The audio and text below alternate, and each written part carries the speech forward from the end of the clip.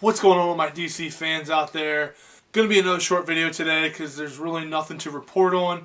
But today's episode is gonna simply be about why do we fight for this movie to come out? Why do we fight for Zack Snyder? Why can't we move on? First and foremost, it comes down to Autumn Snyder, Zack's daughter who took her own life. That is first and foremost. They pushed Zack out of directing this movie. I don't care what anyone says. They lied and said that he had to leave the project because his daughter took her own life. Here's the thing, is that when she took her own life, he was still working on it for weeks and weeks and weeks. So, and then all of a sudden he just couldn't take it anymore. No, I think this was an easy way for WB to get rid of him. It was an unfortunate situation, and I wish it didn't have to happen, but it did. And first and foremost, like I said, that is the number one reason why we fight and why we can't move on. Another reason is it's because it's Zack Snyder's work. We can't move on because we are fans of his directing. I mean, in my opinion, he's one of the greatest directors of all time. Again, my opinion, subjective reviews. And for my DC family out there, a lot of you guys respect his work too. And that's why we can't move on. If your favorite director was directing a movie and then he got thrown out and they've reshot everything, wouldn't you be upset too? Wouldn't you want to see his original vision? Wouldn't you want that? Of course you would want that. And that's why we want it. Because we love Zack and we love his work. My favorite reason is because it's the Justice League movie. The Justice League movie. Think about that. An epic scale DC movie.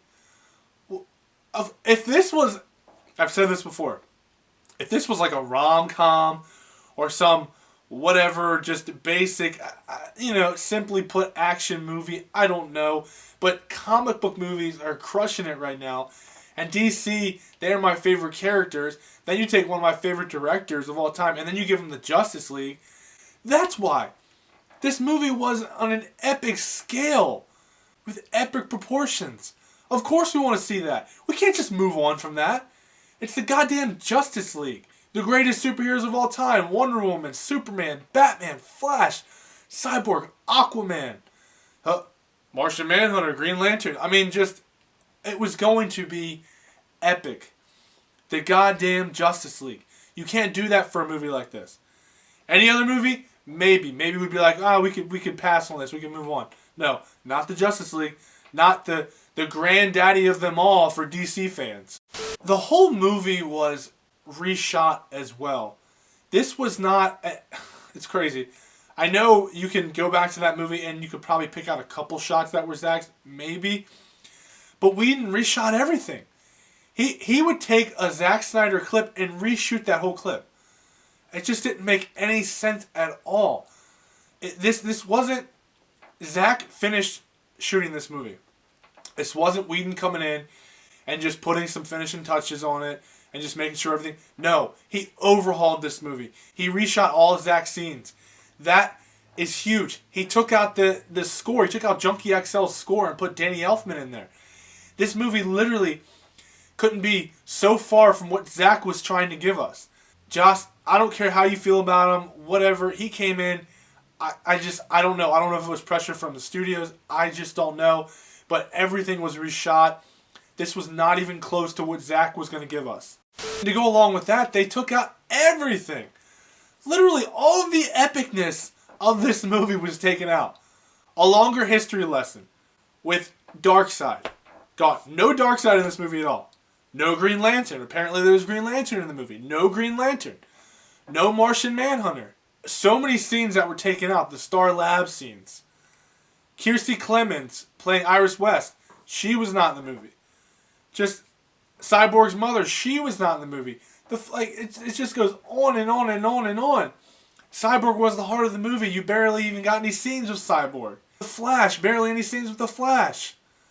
The scenes were longer. They seemed to be more epic. I can't fathom why they took all of this out. If you looked at this movie and you said, okay, Zack gave us Darkseid. He gave us Green Lantern. He gave us these epic, beautiful scenes. This is a 3.5 hour movie. And that's the best part. It's an hour and a half of footage we've never seen before. Even more. So WB looks at this and goes, all right, guys, we need to cut this down to 2 hours.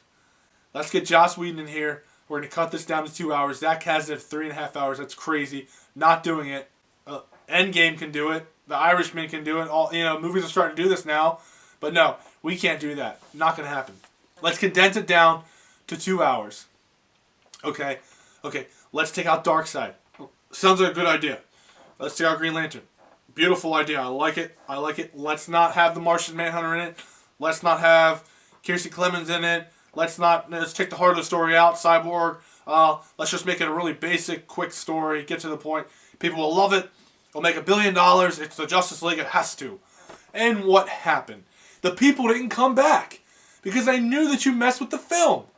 That's what happened.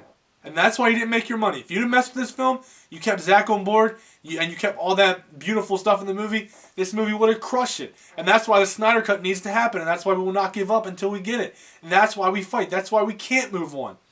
And when you do release the Snyder Cut, it's going to be huge.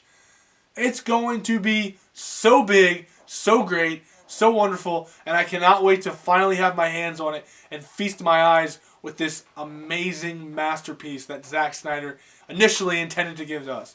But anyway, guys, that's the video. Thanks for watching. Please subscribe because it helps me, and in return, I can help you. And as always, every Monday, Wednesday, Friday, new content's coming to you from Subjective Reviews. And thank you for watching.